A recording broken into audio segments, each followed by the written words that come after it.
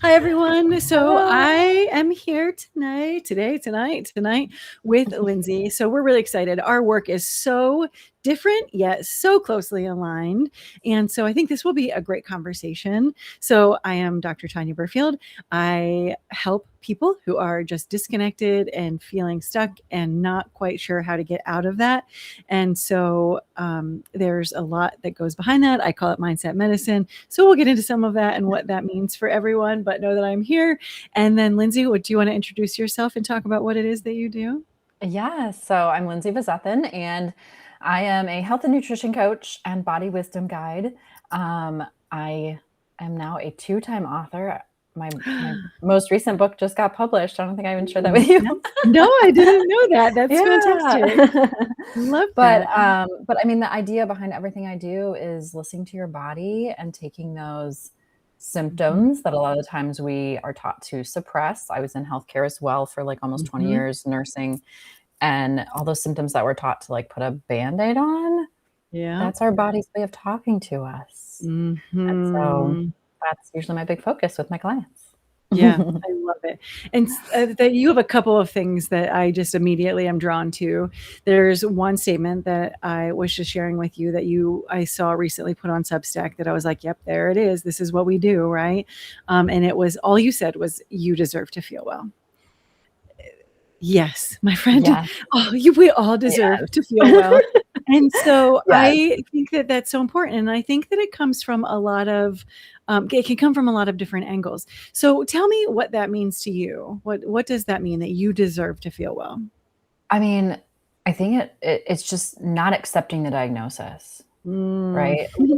We are handed a diagnosis a lot of the times, along with, we're going to manage it like this, or take this prescription, or, maybe even like surgery, whatever it might be. Right.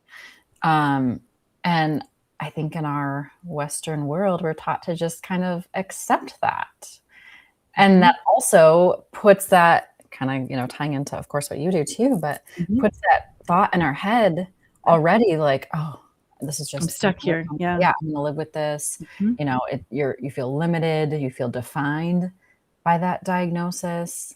And that's, again, like another big message, I think, too, of, yes, you deserve to feel well, and just spreading that idea of hope and healing, because maybe it might be something that you can't fully like heal from, but you can feel better. You can feel better. Right. Yeah. There's always a best case scenario. Exactly. It doesn't always have to be worst case scenario, right? Yes. Yeah. I think that there's so much to dig into there. From my side of the house, I think that you're right. Whether it is a physical manifestation and there is a diagnosis, we've got a feeling around it, and how do we approach that, and how do we move forward through that? And then more often than not, the people that I'm dealing with, often women, not always, it's not necessarily because of a physical diagnosis. It's just because we feel unhappy, or, we don't feel well because we are trying to fulfill expectations that we think are other people's. More often than not, they are not other people's expectations. They're what we think they expect of us versus what they actually expect. And so how do we get out from under that so that we are serving ourselves? Because if we are not doing that, then we're not showing up for the rest of the world in a way that we need to be. So how do we navigate this a little bit differently? How do we think a little bit differently? How do we treat our bodies a little bit differently? All of that coming back around to like the mental health and wellness around some of those things. A lot of the work that I do is somatic in nature, which is exactly what you were talking about. Like, where is this at in your body? Because that's going to point us to the problem. Like, the body keeps a score. The book is one of my favorites, and it is so true. This week on my podcast, last week, well, it was this week. What I talked about was something that happened to me when I was younger, and it wasn't even like a thing that happened, right? And I keep saying, if you're my parents, please swipe left, because I don't want you to hear me talk about this, because you didn't do anything wrong. You actually did a lot of things right. But that doesn't mean that I wasn't impacted by something, because that's the way the life works, right? Exactly. And so my parents were super young when they had me. They were 16 and 17 when they got pregnant with me. And you think about like in that time frame, because I'm in my 50s now, there's no cell phones. Their long distance phone calls are very expensive. They joined the military and they moved away. That was how they figured out how to sustain life and make a life for a family. And so here they are at 16 and 17 trying to figure out how to do that. Can you imagine doing that today?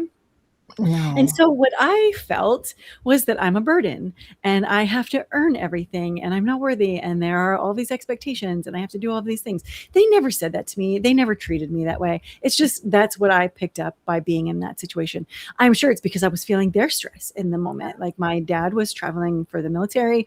My mom was trying to do all of that. She had no support system. My dad was coming in and out. And so like, and they're great. They've been married for more than 50 years at this point. They're doing, and they've turned their life around. They're amazing.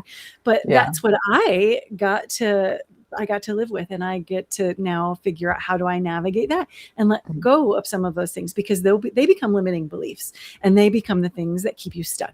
They become IBS, they become colitis, they become, the anxiety and the depression and all of the things if you don't figure out how to navigate them.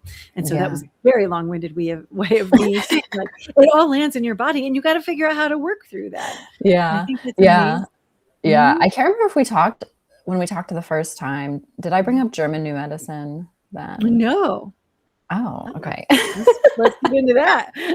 Well, I mean, it's the same idea, that yes, like, those past experiences, past traumas can manifest, physically in the body.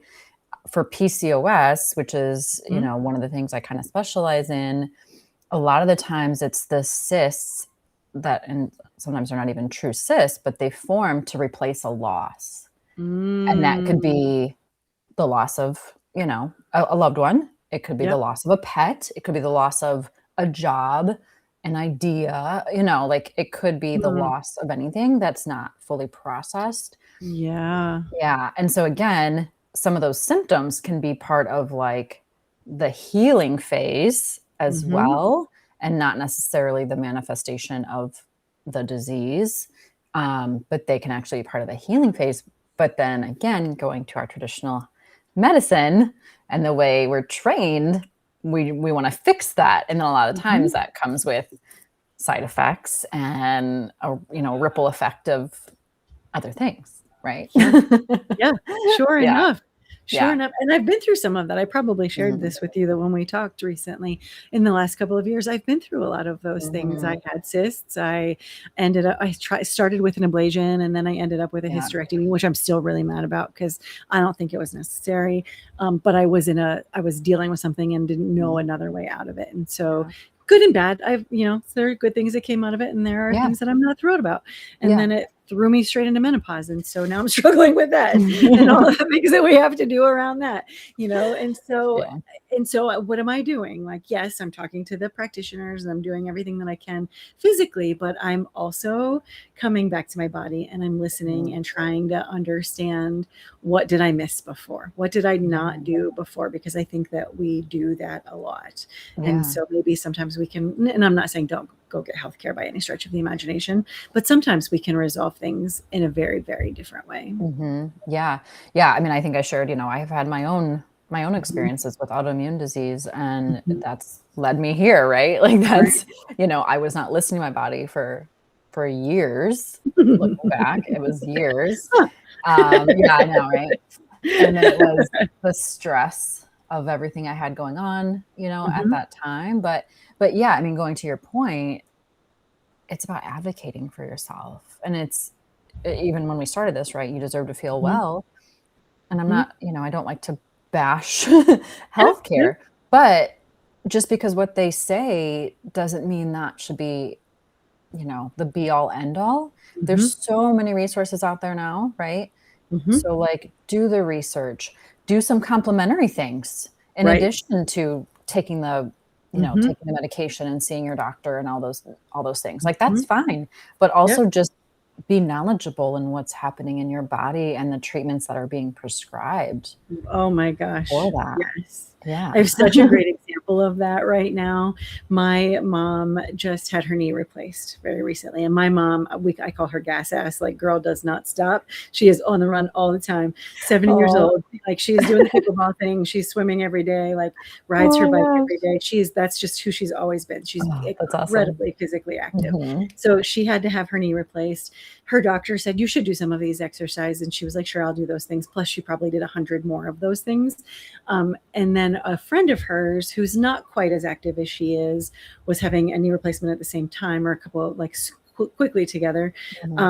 And her doctor didn't recommend she do anything to prepare for the surgery except for show up for the surgery. And my mom said, you're going to do these things, right? And she was like, no, they didn't tell me that I needed to do that. And so she didn't. And she's not nearly as physically active. And so my mom's recovery, because she was already physically fit, but then she was preparing, like she was doing her squat, she was doing all sorts of things, getting ready, because she knew she could not be down for very long or she would go crazy. So she was highly prepared for that. So all of that complementary work that you're talking about, she did it all and she was ready to go. Her recovery was ridiculous. She was on her bike in 3 weeks, like with permission, like not just she decided. Like she was up and out, like in no time at all. And her friend, not so much. She's really struggling and she's in pain and she's not recovering the same way. Not to say it wouldn't have gone that way anyway, but by being complementary, by putting the effort in, by being thoughtful and knowing what she was going to need before and after, she worked through that with a very good mindset. Like my body moves and it's going to be moving. We're going to do this quickly. She was ready to go. And so look what can happen when you do something like that. Yeah. I mean, that's a great example. I have, my cousin is actually going through chemo and radiation for cancer, right now too. And he kind of put it off for a while, and he was trying to kind of like do things naturally, like trying to, he was fasting, he was juicing, like all those things. And while it didn't get better, it also didn't get worse, I think. And now he's been responding amazingly to his body to was the prepped. Treatments. And also I think just mentally he was optimistic and he was like in the right place, because he waited, it was like 6+ months probably before he did find, like he had seen the doctor and gotten the diagnosis, but he was still trying to just do things on his own, so like he wasn't ready. I think he wasn't ready for those treatments because he knew what it would be. And then when he was ready, he was still doing the things and so his doctors were like, what have you been doing? Because, you're responding really well. So, I mean, mindset plays such a role in all of that too, right? Just being optimistic and going back to, you deserve to feel well. Like if you deserve to feel well. It's so simple. I know. And if you believe that, like, yes, that's what's going to happen. I completely believe that. I use a framework with the mindset medicine and the work that I do. And so when we're talking about like, maybe it's a trauma, maybe it's not, maybe it's just something that we're struggling with, the first thing that we do is we acknowledge it, right? Like we have to face what's happening. We have to face what's in front of us. And then we have to surrender to it. We have to say, yep, this is what's happening. We have to let it go now. So we have to be very cognizant and aware and reflective of, it is time for me to let this thing go from my mind, from my body. And then we start to rewire. And that's where we're changing our thoughts and we're moving back into positivity, not toxic, but back into some positive and reframing the mindset sort of thing. And then we do what I call manifesting, which, it's a little hippie woo to call it manifesting and a little bit trendy. But you can't make things happen until you do those first 3 things. And then you get to create the shifts and start to like sort of call in what it was that you were asking for. No, I mean, I love that stuff. And like, I think I shared my podcast is called PCOS Unfiltered. And, when I first thought of my vision for it and the name, I was also thinking more PCOS specific, but it's definitely evolved to just cover anything. But I mean, I've had a feng shui consultant on there, and how like, the energy in your rooms and how things are set up and what's under your bed, like how all of that can affect things. I mean, I've had more practical people as well, more traditional practical things, but I've also had like human design. I don't know if you've heard of that one as well, you know? So yeah. So no, I like the I woo love stuff it. too. Speaking of like the energy in your room, I shared with you right before we started that I'm in the middle of an unplanned makeover. And so this room is very different. But like overall, I'm not going to show you because it's a mess right now because the other side of this camera is not good.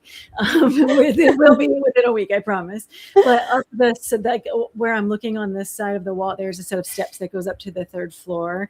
And that used to be a boy's bedroom. And we built this because my husband's super handy. And it's really tall. And we have had this stairwell for 24 years and it has never once been completely finished because he would put it off. Because also when you have the handyman in the house, everything gets put off. Yeah. And so that's natural. But I finally, when we started this project again, unplanned this weekend, I was like, wouldn't it be fun if we finished that stairwell for a change? And it got finished. Like that is done. The rest of the room is done, but the stairwell is finished. And I said to him afterwards, like, I know that I'm just getting on your nerves. And right now you really just want to punch me in my face for making you do this all weekend. But you don't understand what that energy does because I look at that all day, every day. And that changes the way that I feel and the way that it's impacting me. And so just getting that energy unstuck feels so amazing. Yeah. It does. It does. Yeah. I mean, and I went on this yoga retreat in Costa Rica back in April and it was amazing. It was like, I learned a lot. I learned a lot about myself, like, all the things. But when I came back, I was in this cleaning and purging mode, like favorite, never before, never before, but it felt so good. So good. Yeah. And I almost feel like I'm at a point where I could probably go through another round of things, but I was hitting drawers. I was hitting closets. I was like, all the things, just reorganizing. Such a difference. And I think this is really cool. So one of the ways that I work with people is called emotional ER. And so it's a 1-time or a 3-time, like we would do some, like, what is the challenge? What is the somatic to sort of bring you through it? How's the mindset work? And how do we navigate that? And one of my recent clients, she just texted me the other day and said, I have to tell you, and we didn't do anything major. Like she just was stuck on a couple of things. We worked through them. It was great. But she texted me, because one of the things I said was like, I think you need to do some reorganization and some cleanup. Like there's it's time to maybe clean some things up. And she sort of had like alluded to it, but I was like, nah, it's time. And so she texted me and she's got like an early 20s son that lives with them as well. And she was like, I don't understand what happened. Like I have started cleaning and I can't stop cleaning. My whole house is like top to bottom. Oh my God. My husband is helping. My son is helping. And I was like, yes, sister, that is what happens. You change your energy. You change your frequency. And it changed theirs. And that is when you know that the good stuff is happening. Like, that's amazing. And so she just that's the thing that changed her world. She started cleaning her house. So sometimes it's what it takes. Right. It's amazing what that can do. I know, just all that, like even just the dust, whether it's dust or clutter, like that stagnant energy can just live in that. Yeah. I'm sure, like I've never done any research on this, but I'm sure that's where the term spring cleaning came from. You know, you come out of the dark winter and everybody's kind of feeling blue, and then we clean, we open the windows, we've got the lemon scent everywhere, and we're all feeling a little bit better. I mean, somebody probably does that. I don't do that. Yeah. I mean, interestingly enough, for me, it's usually the new year. Like the new year would trigger that for me more so than anything. And also maybe because it's Florida, so we don't get a big you don't have the same white seasons. I have a little tradition because we do holidays non-traditionally because of so many competing families, and I don't want to have my time cut short. I want my own, so I always do it on a non-holiday a couple of days later. So on Thanksgiving Day, I always pick a room and like we're scrubbing that room top to bottom. I don't know, started it like 10 years ago, and now I won't give it up. Why not? No, I know. So when you are working with people, like where do you start? What do you do with them? Great question. So so I've definitely evolved. As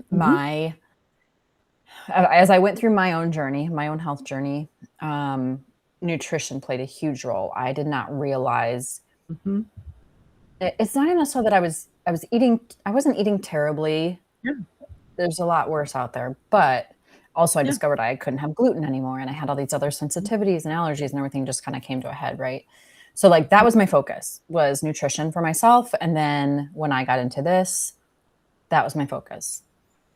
As I've done this now for over 3 years and looking back on my own journey too, I realized how much of a role stress plays and all of that. And sure, like foods are part of that. If you're eating inflammatory foods or foods that just your body, doesn't sit well with, then that's playing a role, but also stressors from everything else. So so the nervous system is where I start. I'm actually revamping my program. I was doing a 90-day program and now it's a 9-month program. Oh, wow. Yeah. To focus heavily on that piece, that nervous system piece. Before I had like 2 weeks of, we talk about breathing and doing some inner work and not tracking food, but kind of tracking like how you're feeling around food. And then we get into heavily on the food. And so now it's more of 3 months of all of that stuff, the inner work, the breath work, that type of thing. And then getting into some of the food as well, because even when you're like restricting, that's stressing the body out more. Sure enough. Enough. Yeah. And I even talked to them about like adding in, more fruits and veggies, of course, but like not even if you still want to eat your chocolate and have your soda and whatever, like that's fine. But like, let's flood the body with some nutrients and not immediately go into this mindset of, restriction. Where we start. Where do we start? Yep. Yeah. So that's where I began. Yeah. Building a really, really good foundation is the idea, because I always want my clients to, to be successful and then to make it a lifestyle, make it sustainable, not just, okay, I did another diet or program or challenge or whatever it is. No, I want them to really take something away from that. So you're meeting with the group, I'm assuming, like on a regular basis? Yeah, we're meeting monthly, and they have like journal prompts and workbook stuff. And then each week they also get some videos on, what kind of that focus is, for the week. I'm actually currently working to become a breathwork facilitator as well. Nice. Yeah. So starting to incorporate just some other, breathing techniques, like not just, we're starting with the basics, like 4-7-8 box breathing, that type of thing. And then we're going to get into some more. The big ones. Yeah. I've done some. They're amazing. I love that what you're doing is not like, let me just teach you this thing and send you on your way, because we know that that's great information, but how do you integrate it is something very different. And so I think it's really important when we can stop and we can integrate. Maybe there's some accountability, there's, questions and answers.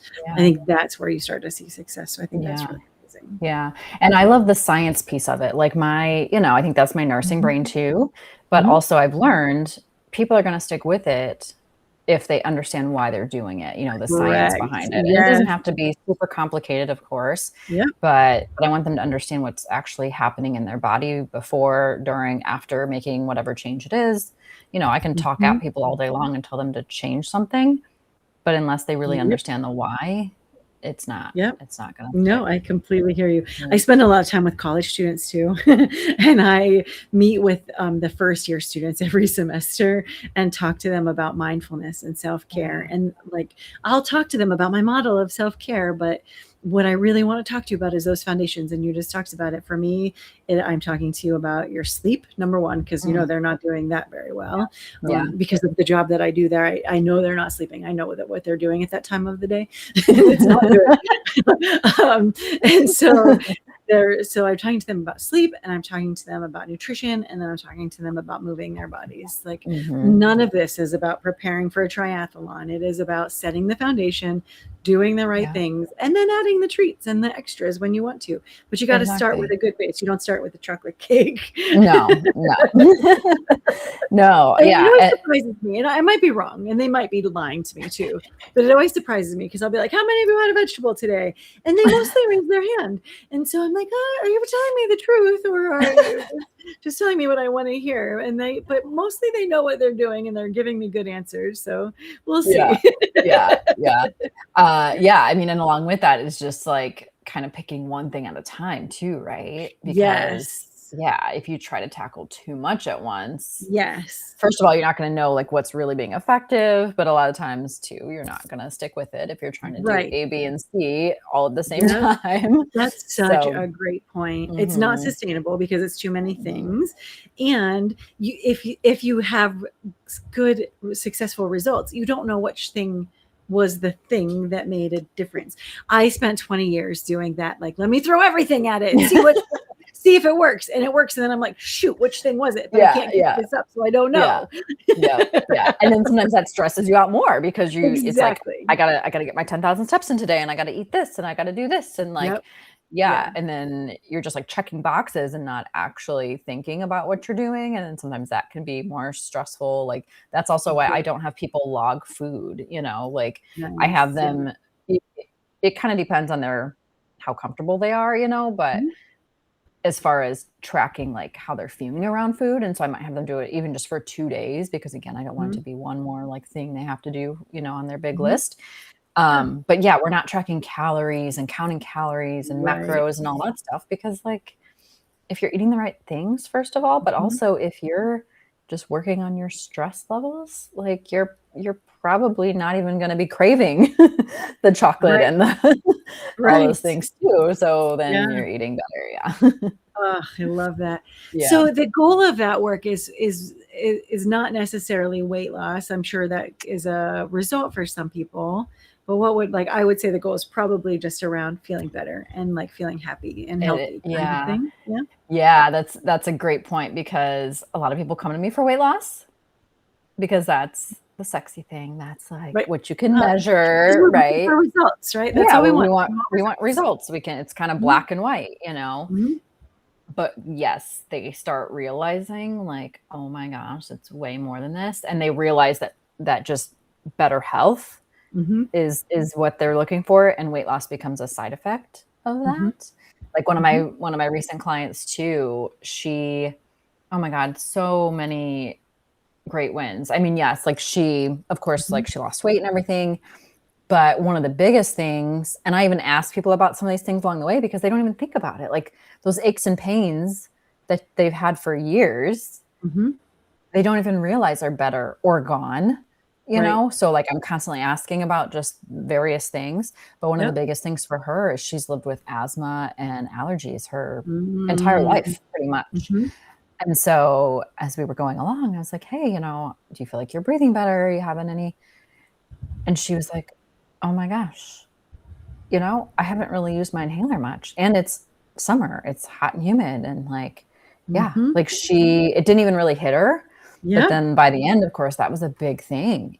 So yeah, so it's like, and she came to me for weight loss at first, Mhm. but she started realizing all of these other things, and she started realizing what was in her food that she was Mhm. eating, so she just felt more empowered reading labels, like, more confident, Mm. reading labels, and now it's trickling down to her kids too. She's got Yes. 2 younger kids, Yep. so now she's like, Mhm. "I need to start looking at better alternatives for them, and Mhm. get them on this track or they're gonna Mhm. end up the Yeah, same and way." and that's back to that frequency, right? Like Yeah. the trickle down of that is amazing.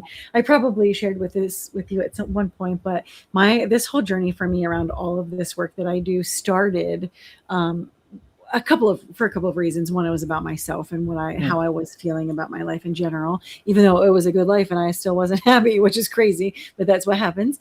But then also I have 3 boys, and one of them was diagnosed with ADHD and dyslexia.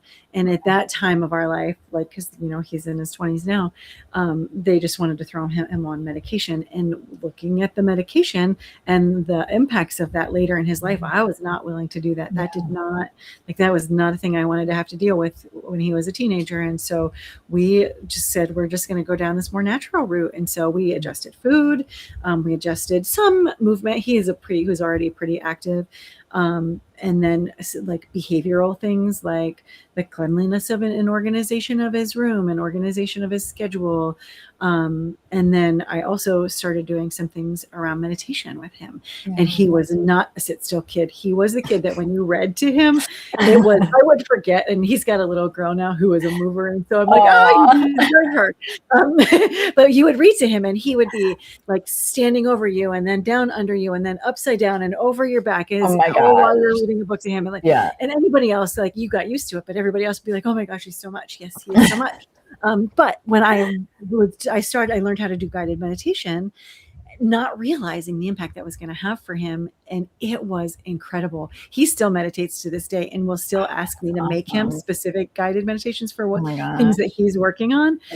Because that is the one time in his life that he can just shut it down and he can go a little bit more slowly than he normally would. And he can go in a little bit deeper because he's not on the move every moment of every day. Yeah, I know. It's amazing. I mean, and that's one of the things I'm like working on with this, new program is just pause. Like eventually, yes, we might get to longer sessions of like meditation or breath work, everybody kind of does it differently, but just taking a minute to pause and be present because we're so go all the time. We have our phone in our hands. We're, on to the next task. We're taking care of everybody.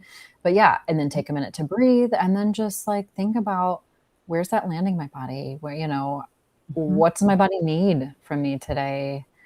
So that's amazing that, especially starting him at a younger age, of course, too. Oh, it was amazing. I think he was in 4th grade when we started it. And so he loves it. And then when my youngest son, he was super high anxiety. And I wanted him to start meditating when he was in high school. And he was like, I'm not doing it. So I was like, family meditation, everybody on the couch. And we would do it. And he would be like, I didn't do it. I just stared at the tree. And like, and Nash and I would look at each other and giggle like, yeah, you didn't do it. You didn't do it. Oh my gosh. Whatever floats your boat. Sit there and be quiet. Oh my gosh.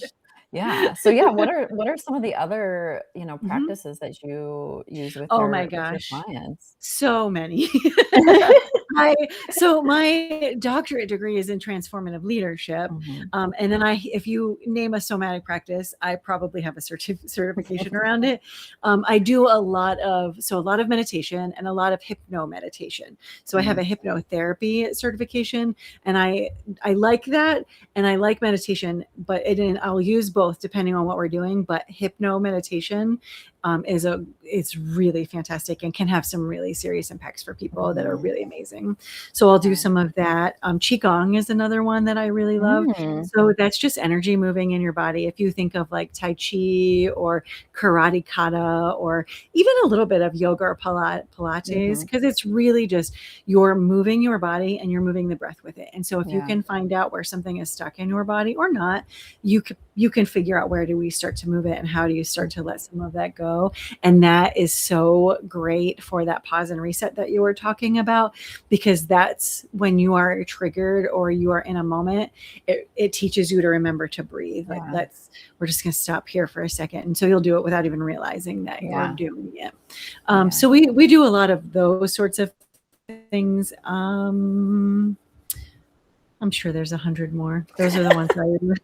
I'm trying to think. Like I've got strength training, nutrition. It's all there. But those tend to be my go-tos because when you're working like hard and fast, those are the things that I think have the biggest impact with what we're working on. And also like, I'll talk to people about like, what is it that you need? Because what I can say, go journal and it'll be amazing. Maybe I will. It might be amazing for you. The thing I've been working on, I've been using journaling. I don't journal every day, but I find sometimes when you're working on something very specific, if you do some sort of like intense movement, like maybe not sprinting, but like go for a walk or do something that's really moving your body and getting your heart rate up. You come back and you meditate immediately, and then you journal. That rage on the page that comes out, you just ask the question and let it fly. That's Gabby Bernstein's Rage on the Page. I stole it. It's really good.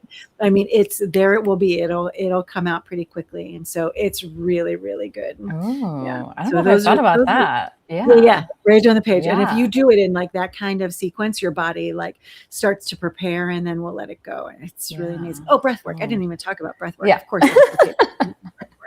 So those are the kinds of things, and I like it's tailored to whatever that person needs in that moment. I do oracle cards. Like not everybody loves to hear about this, but I love the hippie woo. And oracle cards are nothing more than self-development. They are affirmation or confirmation, or maybe a little bit of reflection in a way that we hadn't thought about something. And so I spend a lot of time with people and doing, because I'm a Reiki master, and so I do energy work around people.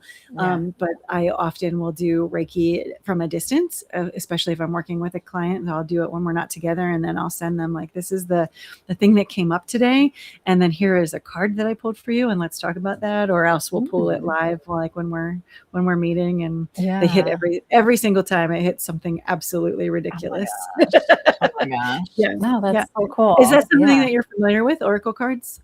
No, not familiar with. I mean, like, You want to do one? Sure. Okay. I pulled a deck for you because I love to do this. So I pulled a deck out. I've got a gazillion decks back here, but so I pulled one out knowing who you are and where you are. Oh my gosh. So, oracle card. So let's pull it out. Is there anything, Florida? It's so representative. So is there anything in particular that you would want to ask a question around, or something that has just been on your mind? And there's no pressure to do that either, because we can just say, what do we need right now? No, I don't think there's anything like pressing. Okay. Yeah. All right. I'm going to move my camera so you can see me with my card. I don't know if I like that face that you just made. We'll see. We'll see. And I will tell you, some decks are a little bit more harsh with you than others. This one is a pretty soft deck. It'll tell you what you need to hear, but some of them will punch you right in the nose. This one doesn't. All right. So I'm going to move my camera down so you can see me. And sometimes it turns out a little bit like Rain Man on here. It takes me a minute. So we're just going to say, what is something that would be helpful for Lindsay to hear today? And we'll wait for a card to jump out at us. You see that there are different, there are a couple of different, I see that. These ocean scenes on the back of these cards. This is the first deck that I ever got, because I'm also very drawn to the sea. And so I really like it. Yeah, I'm right on the water here in Florida. So. I'm so jealous of that. I even use this deck in like staff development, like workshops and whatnot, because it's soft enough that people, let's see that. Oh my gosh. Oh, you can't see my face. Oh my gosh. So I love this, given what you just talked about. So it is imagine. Okay. Imagine. So may you look beyond what can be seen, is the affirmation that is underneath that. So imagine, and it's almost like, I'm going to hold the card back up for those that are watching. It's like under the water and like coral and reef and whatnot. It's really pretty. So I have a thought on where that's probably going, but does it land anywhere for you? I mean, with probably with what I do, for sure, because I do have more plans for the future, like speaking. I've looked at TEDx talks. So yes, I love that. Immediately for me, I was like, oh, she's redeveloping this program. There's more. There's more there. There's absolutely more there. And you're just sometimes like exactly what we were just talking about in terms of the work that we do in helping other people, in that pause, when we stop and we get quiet. That's when our creativity comes out, and that's when we get to reimagine what's happening. I was talking about the remodel of this room.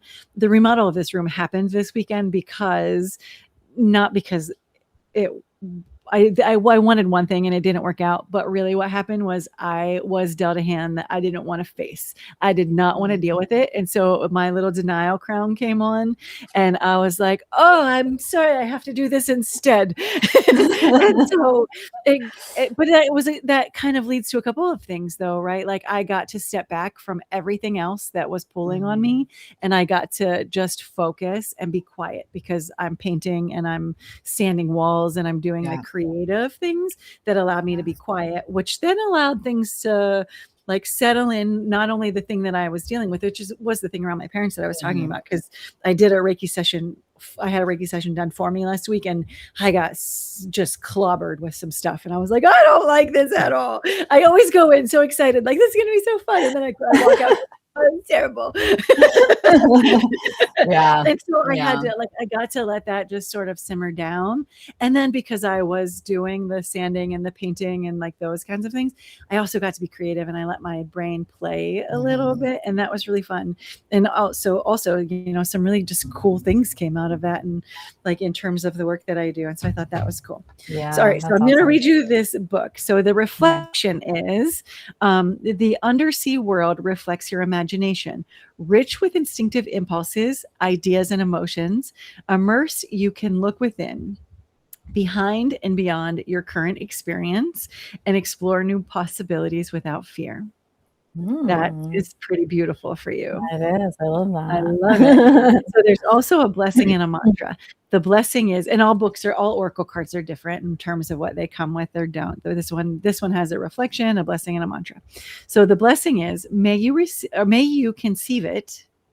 May you be led by bold dreams and intuition. May your creativity flow. May you seek the possible in the impossible. I just got chills. Love that for you. We are staying connected because I want to know what you're doing. Yes, and I have some other stuff too. Yeah. And then the mantra, and this is something that you can continue to say to yourself, is, I dream my vision into being. Okay, yeah. I dream my vision into being. I think that's beautiful for you. Yes.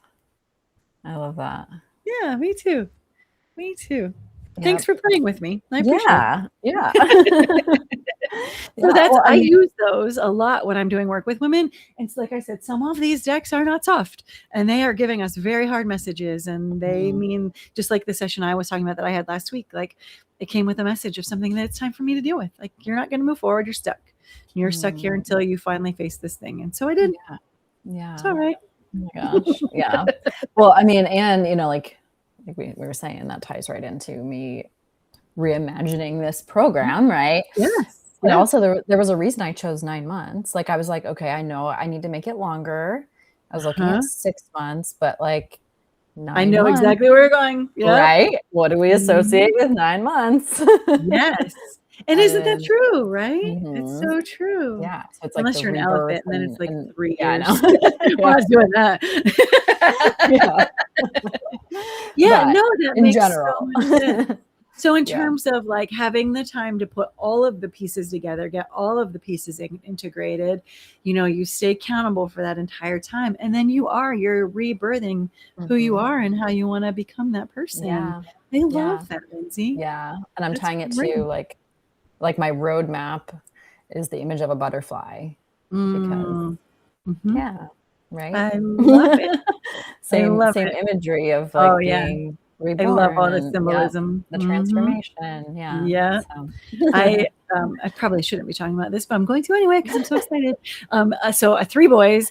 We have one grandbaby who we absolutely adore, and we are getting 2 more a couple of weeks apart this winter, and we did not know that was coming in either case. So they told us very closely together. So we're like, this is amazing. Oh my gosh, that's so exciting. That's so exciting. Really oh my gosh. Yeah. We know we're getting at least one more girl. I'm not sure about the other one yet. So I'm like, oh my gosh, I'm moving into my girl era. This is so fantastic.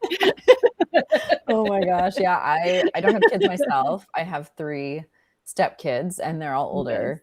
My husband's a little bit older than me. So my step kids are 30, 28. And then actually today, the youngest is 25. Oh, beautiful. Yeah. So it's like exciting thinking about, you know, where, What especially comes next for the two them. older ones are in serious relationships and looking at next steps and everything. So it's Yep. like exciting to think about that. Yeah. But right now I have my two little nieces that I Oh, adore. nice. They're up in Michigan and I go see Mhm. them like every 3-4 months or so. Mhm. So yes, and they're both, they're Yep. girls and they're outside getting dirty, but then they also like love me when, painting their nails and like, Yep. yeah. Yep. That's exactly how my little grandbaby is. She Yeah. is, oh, she's like Thugzilla. I love her so much. So she is all about the dolls and the pink. And she always is into my earrings. Like, what earrings do you have on today? And she calls me Yaya. But then we are out in the mud and jumping in the puddles and having a great time. But I also think like the whole 9-month concept, back to the babies, like the whole thing around this rebirth is like not only the imagination, but the play and the building of and the enjoyment of and the abundance and the manifestation that like babies bring to you. And so I think it is really important to like tie all of that symbolism together in a way that's successful for all of us. Yeah. I love that. Exciting. I love it. Yes. All right. So we are coming up on time. Is there anything else that you wanted to share? Anything else you wanted to put out there? Especially where do we find you? Oh, yeah. I guess I should do that. So, I mean, of course I'm on Facebook, just Lindsay Bezethan, first and last name, Instagram, healthy_ever after 15. But my podcast also is on all of the platforms, YouTube, Spotify, Apple, iHeartRadio, Pandora, Amazon, and Amazon's also where you can find my 2 books as well. Nice. Yeah. And otherwise my website is lindsaybezethan.com as well. So beautiful. Yeah. And I'll share mine too. So Yeah. same, right? Website is drtanyab.com, TANYAB. Podcast is Mindset Medicine with Dr. Tanya B. Amazon is also where my book is. And then all the social medias. Well, I say that Facebook, Substack, LinkedIn, a little bit of YouTube. You can find it's either Dr. Tanya B or Dr. Tanya Berfield in either place. Awesome. This was such a great conversation. I know. So thank you so much. Like, this connection is fantastic. We will definitely stay in touch. I'm sure we'll do some more together. This is just wonderful. And then we end up, it's so funny. We're both on the East Coast in the United States, and we end up sort of crossing paths on a regular basis in terms of that like line of travel. So we'll definitely have to make sure we do something with that. For sure. Love it. Right. Awesome. Thank you. Yeah, you're very welcome. All right. Thank you so much. I will see you soon. Take care, everyone. Bye. Bye-bye.